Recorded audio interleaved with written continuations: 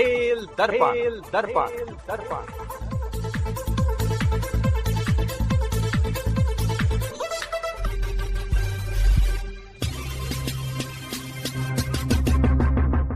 श्रोताओं नमस्कार। खेल दर्पण के आज के अंक की प्रस्तुति है आकाशवाणी बरेली की।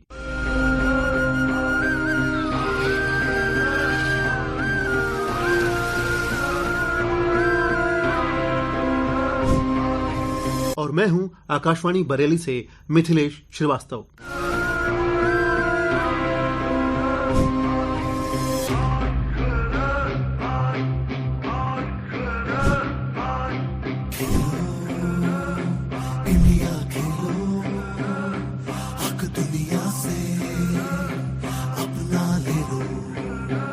श्रोताओं, हमारे लिए इस हफ्ते सबसे बड़ी खबर है खेलो इंडिया। खेलो, खेलो इंडिया खेलो, गर्व से गौरव बना दो, खेलो इंडिया खेलो। श्रोताओं, खेल दर्पण के पिछले अंक में हमने आपको खेलो इंडिया से संबंधित ढेरों जानकारियां दी थी। इस अंक में आपको एक संक्षिप्त जानकारी दे देते हैं, रिकॉल करा देते हैं। दोस्तों, खेलो इंडिया गेम्स इस बार उत्तर प्रदेश में हो रहे हैं और 4 शहरों में आयोजित होने जा रहे हैं: वाराणसी, नोएडा, गोरखपुर और लखनऊ। 25 मई से 3 जून तक चलने वाले खेलों के इस कुंभ में लगभग सभी खेलों से जुड़ी प्रतियोगिताएं आयोजित होने जा रही हैं। खेलो इंडिया यूनिवर्सिटी गेम्स का आगाज हो गया है और आज कबड्डी की प्रतियोगिता भी हुई नोएडा में। कबड्डी का खेल कितना रोमांचकारी होता है, उसके दाव पेच क्या होते हैं, क्या चुनौतियां होती हैं और खिलाड़ियों के लिए कितनी संभावनाएं हैं, इन सभी विषयों पर बातचीत करते हैं राष्ट्रीय स्तर के कबड्डी खिलाड़ी रहे और इस समय बरेली में कबड्डी के कोच जसवीर सिंह जी से। बहुत बहुत स्वागत है आपका स्टूडियो में जसवीर सिंह जी। नमस्कार जी। हम जानना चाहेंगे आपके अब तक के सफर के विषय में, जैसे किस तरह से आपने शुरुआत की कबड्डी की।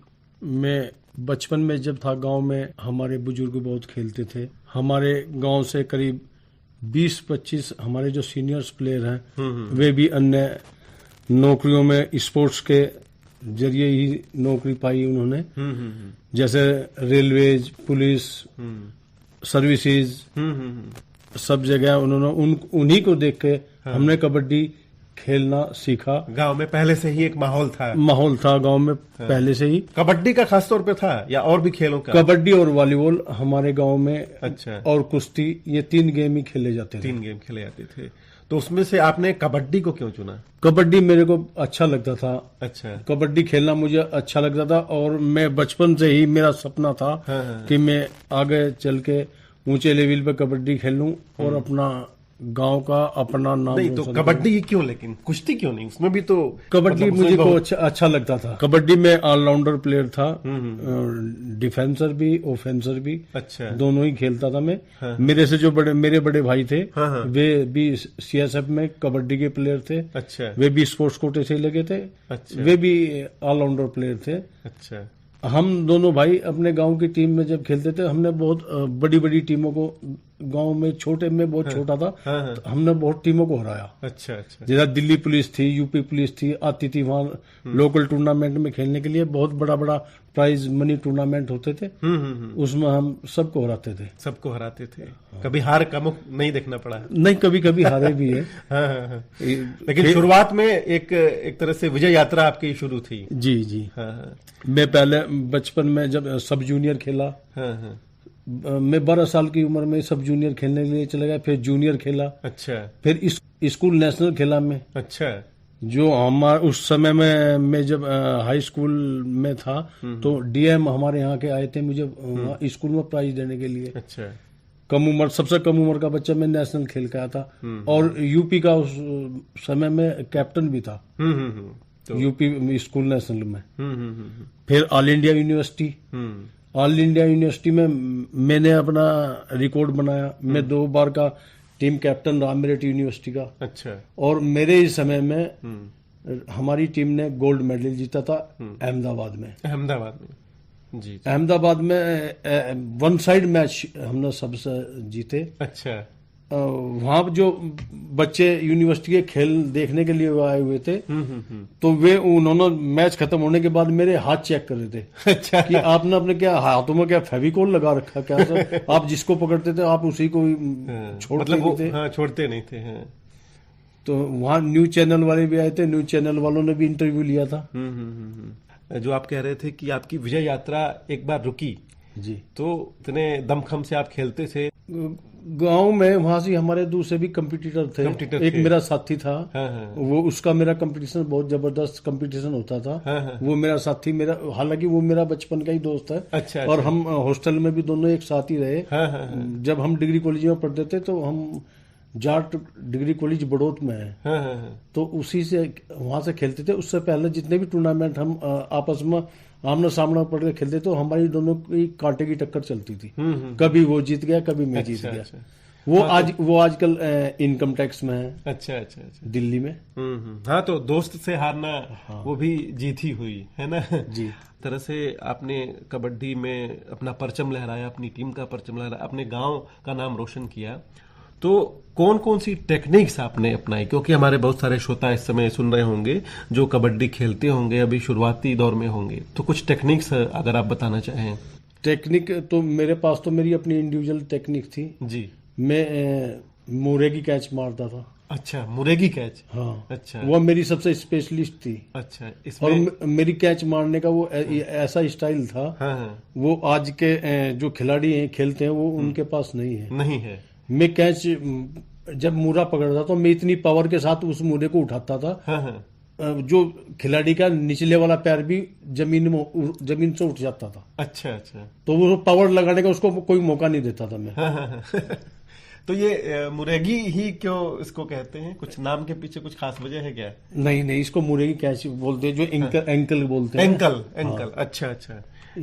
एंकल कैच में बहुत तो इसमें आपने एक तरह से एक्सपर्टाइज हासिल कर ली जी। और इसको अपना हथियार बनाया और लगातार जीतते गए। सभी को ये पता था उनको इनके कॉर्नर पर मत जाना कि ये कैच मुरे की कैच मारते हैं। हाँ। एंकल कैच मारते हैं। ये नहीं छोड़ेंगे।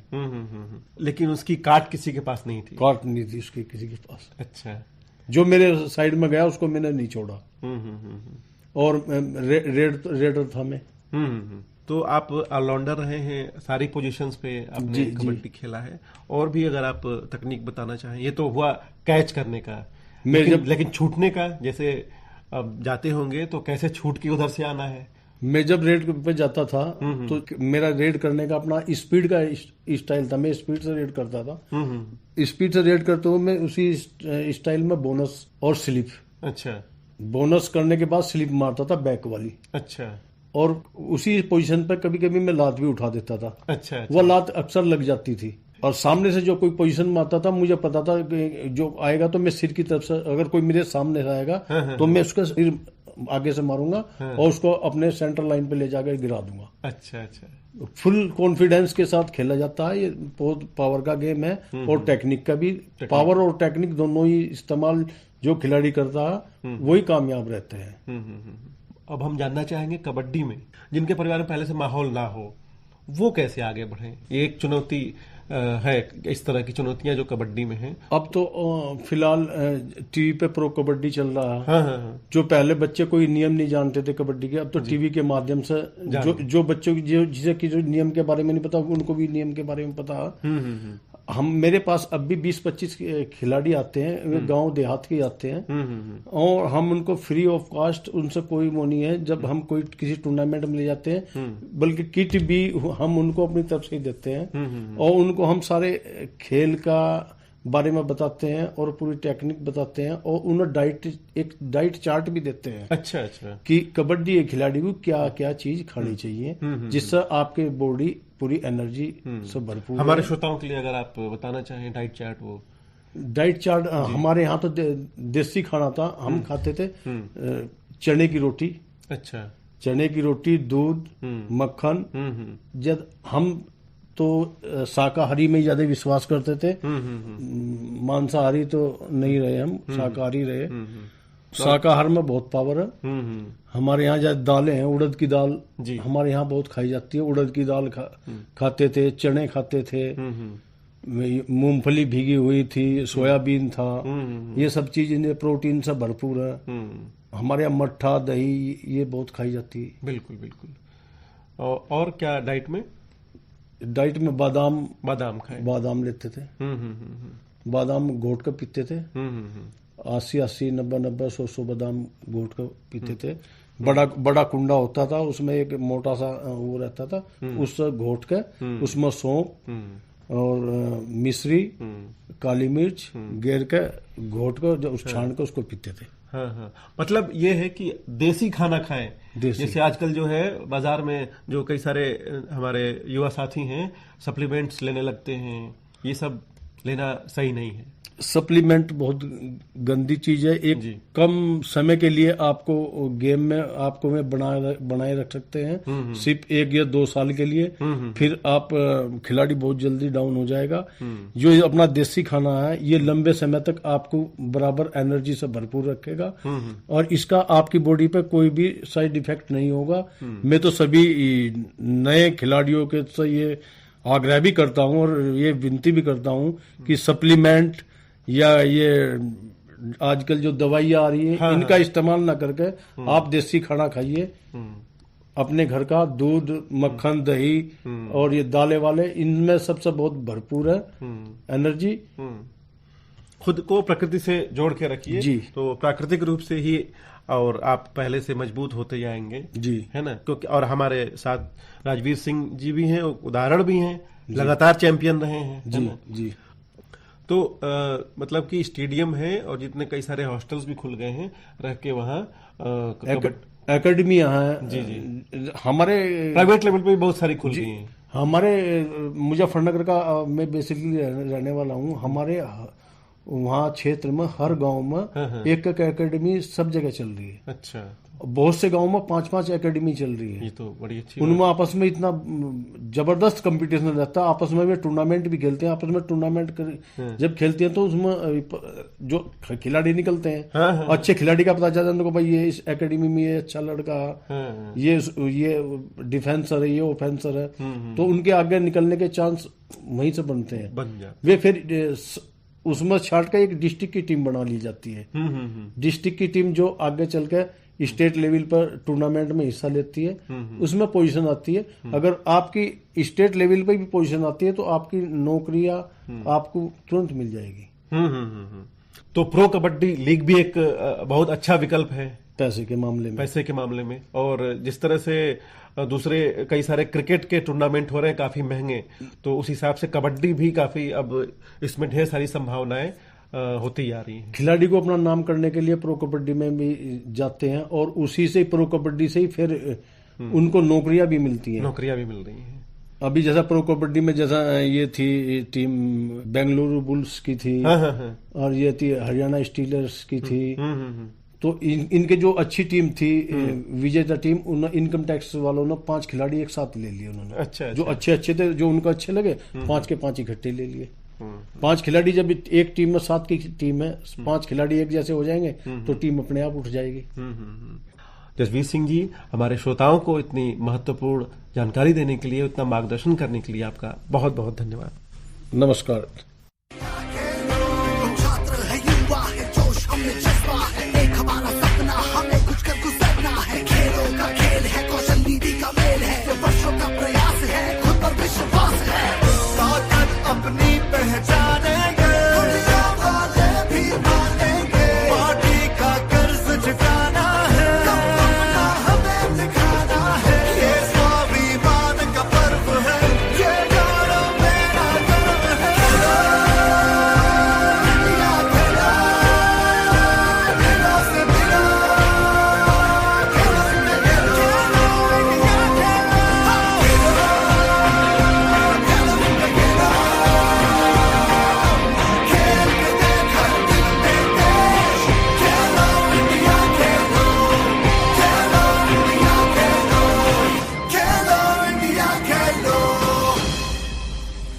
श्रोताओं, आप सुन रहे हैं खेल दर्पण और आज के कार्यक्रम की प्रस्तुति है आकाशवाणी बरेली की। मैं हूं मिथिलेश श्रीवास्तव। श्रोताओं, एक समय था जब हॉकी में भारत का पूरी दुनिया में डंका बजता था। वक्त बदला, खिलाड़ी बदले, और हॉकी का स्थान धीरे धीरे क्रिकेट ने ले लिया। लेकिन अब एक बार फिर हॉकी में खिलाड़ियों का इंटरेस्ट बढ़ रहा है और सरकार भी इस खेल को बढ़ावा देने के लिए भरपूर प्रयास कर रही है। हॉकी के खेल से जुड़े इन्हीं सारे मुद्दों पर ज्यादा जानकारी के लिए बातचीत करते हैं हॉकी की इंटरनेशनल खिलाड़ी रही और इस समय पूर्वोत्तर रेलवे की क्रीड़ा सचिव और बरेली में हॉकी की कोच श्रीमती गीता शर्मा से। बहुत बहुत स्वागत है आपका कार्यक्रम में। धन्यवाद जी। तो सबसे पहले हम अपने श्रोताओं के लिए जानना चाहेंगे कि आपने शुरुआत कैसे की, क्योंकि आमतौर पे ये सिखाया जाता है कि पढ़ोगे लिखोगे होगे तुम नवाब और खेलोगे कूदोगे होगे तुम खराब। तो इसको आपने तोड़ते हुए, मिथक तोड़ते हुए चेंज कर दिया इसे कि खेलोगे कूदोगे होगे तुम नवाब, कुछ ऐसा कर दिया। तो ये बचपन में आपको कैसे प्रेरणा मिली आपको? बचपन में तो सबसे पहले पेरेंट्स थे। मेरा घर का आंगन ही बहुत बड़ा था, तो हम लोग वहाँ पे बहुत जंप करना, रनिंग करना, इस तरीके से मेरा इंटरेस्ट खेल में बहुत रहता था। इवन कि मैं यहाँ पे बरेली में सौ गोपीनाथ में जब 6th स्टैंडर्ड में आई तो मेरा स्पोर्ट्स टीचर मिसेस कपूर थी, उन्होंने एक दिन मेरे को स्टेडियम लेके गई और वहाँ पे खेलों का माहौल, जैसे स्कूल्स गेम होते हैं तो खेलों का माहौल दिखाया। मैं मतलब इतनी एक्टिव लड़की थी उस टाइम पे, छोटे मन में, कि मेरे को हर एक चीज में पार्टिसिपेट करना बहुत इंटरेस्टली मैं पार्टिसिपेट करती थी हर चीज में।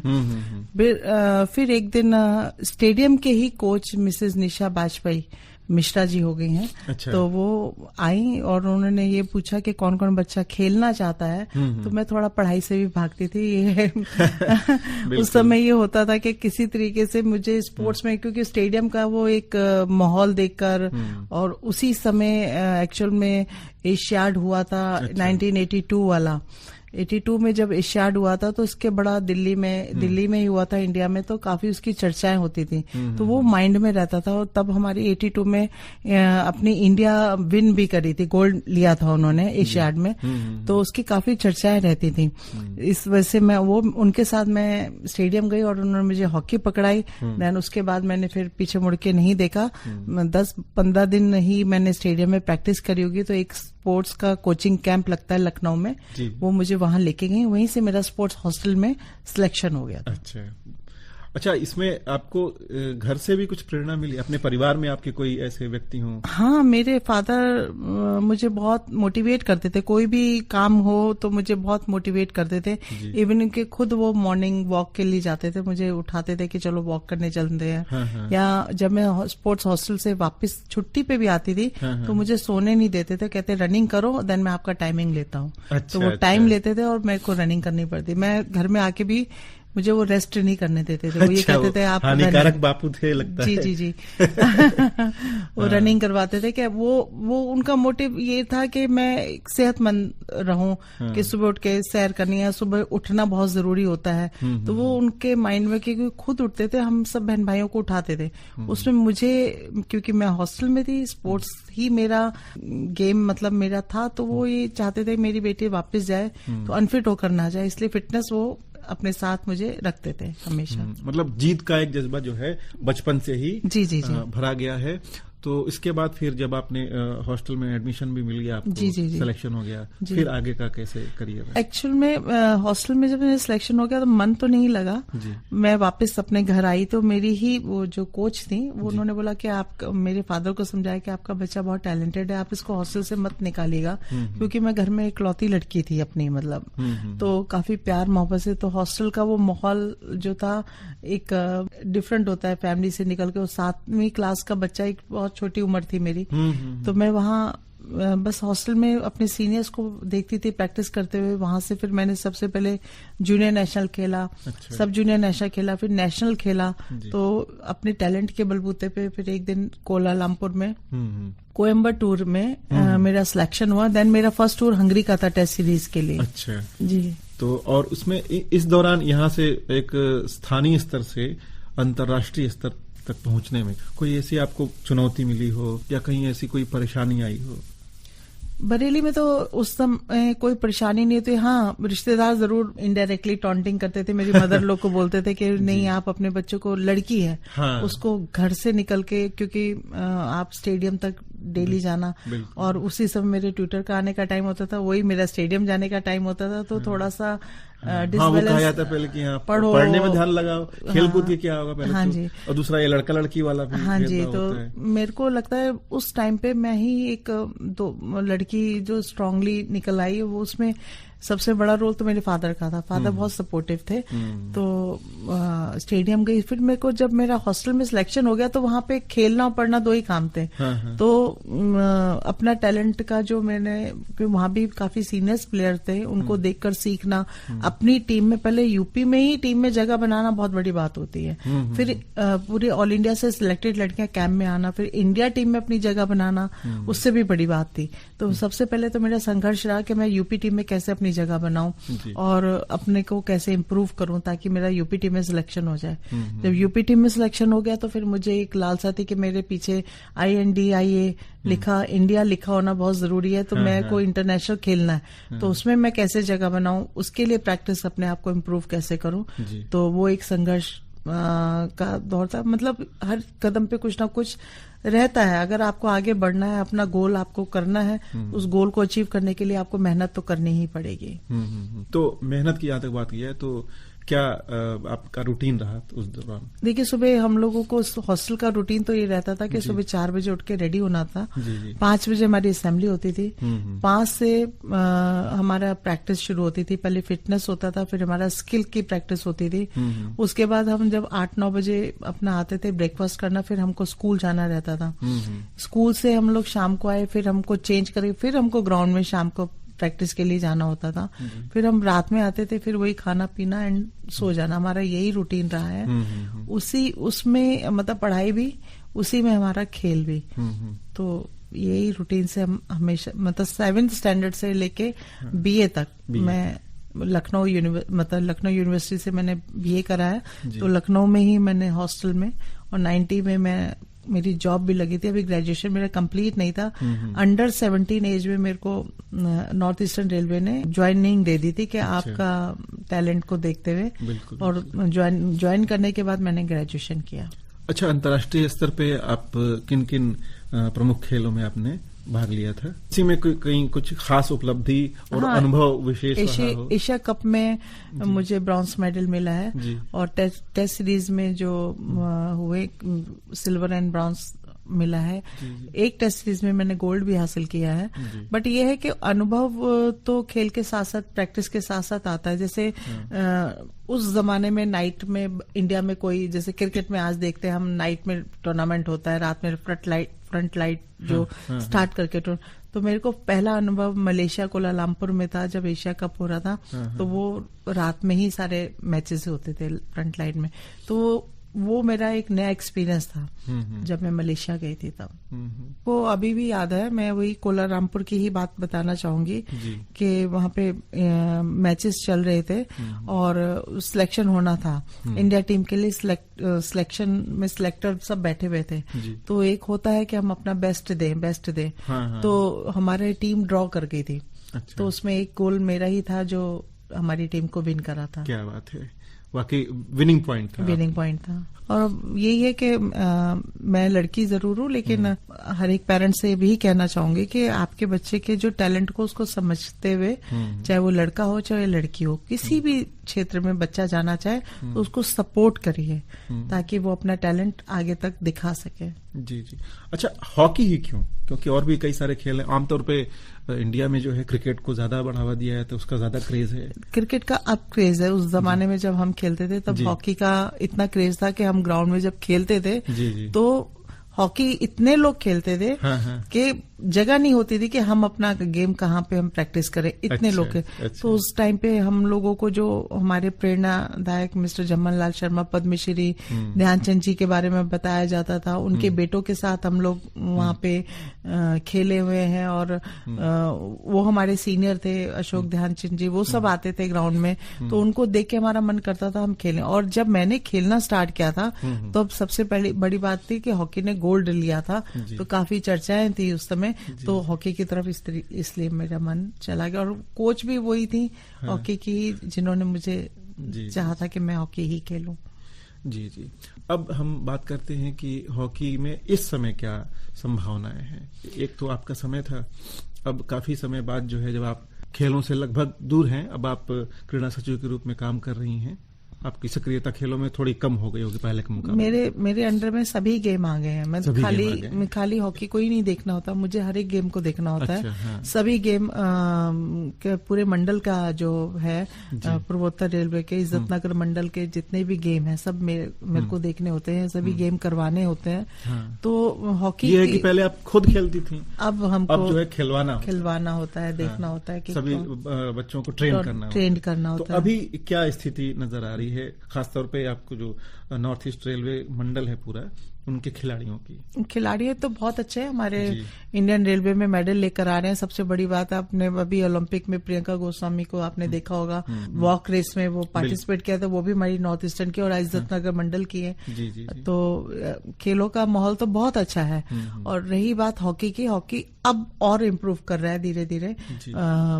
लड़कियों ने भी बड़ा अच्छा इम्प्रूवमेंट अभी दिखाया है, लड़कों ने भी दिखाया। बीच में मैं मानती हूँ थोड़ा सा डाउन हम लोग हो गए थे, और लेकिन अब जो है बहुत इम्प्रूवमेंट है। और जो हमारे जब से मोदी सरकार जी आई है, सीधी आपको एक पूरा टू द पॉइंट मैं बोलती हूँ, जब से हमारे प्राइम मिनिस्टर मोदी सर आए हैं तब से उन्होंने जो प्रेरणा खिलाड़ियों को दी और खिलाड़ियों के लिए काम करा है, उससे बहुत फर्क पड़ा है खेल में। खेलो इंडिया उन्होंने शुरू करा है। और अभी आपने देखा होगा कॉमनवेल्थ हो या एशियाड हो, वो स्पेशल खिलाड़ियों को फोन करके बोलते हैं, एक सांत्वना देते हैं और मोटिवेट करते हैं। तो उस जमाने में अगर हमें किसी सरकार ने या प्राइम मिनिस्टर ने मोटिवेट किया होता तो आज हम जो ब्रॉन्ज आया तो हो सकता गोल्ड भी आ गया। बिल्कुल। तो ये बहुत बड़ी चेंज आई है। और हमारे जो चीफ मिनिस्टर हैं अपने योगी सर, तो उनके लिए भी मैं ये कहना चाहूंगी, उन्होंने इतना प्रोत्साहन देने के लिए इतना अमाउंट के आप ओलंपिक में मेडल लाओगे तो 2 करोड़ और 3 करोड़ 4 करोड़ इस तरीके के ये अमाउंट दिए हैं। जितने पुराने सीनियर खिलाड़ी जो रिटायर हो चुके हैं उनको कोचिंग, दोबारा से कोचिंग शुरू करने के लिए हॉस्टल, जितने भी हॉस्टल है यूपी में, उन सबको दिया है कि आप इन हॉस्टल को देखो, अपनी एक्सपीरियंस इन नए बच्चों के साथ शेयर करो। तो वो इतना खेलों के लिए कर रहे हैं, तो बहुत आगे हमारा खेल चला गया है, खेल का वातावरण चला गया है, बच्चे बहुत इंटरेस्ट से खेल रहे हैं। तो अगर ऐसे ही रहा तो एक दिन यूपी के भी बच्चे ऊपर अपना झंडा लहराएंगे।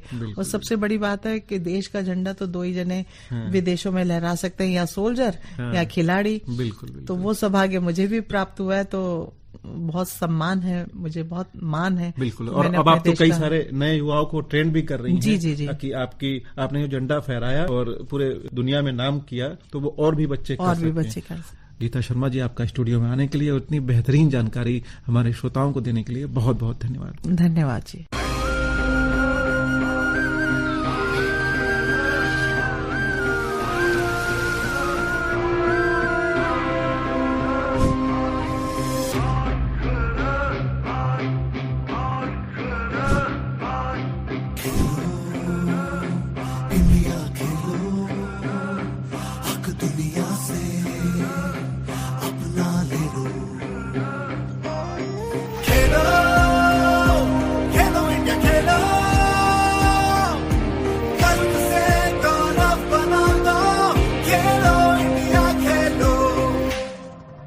खेल दर्पण के आज के इस अंक में इतना ही। हमें दीजिए अनुमति। कार्यक्रम आपको कैसा लगा ये हमें जरूर बताइएगा। नमस्कार। खेल दर्पण।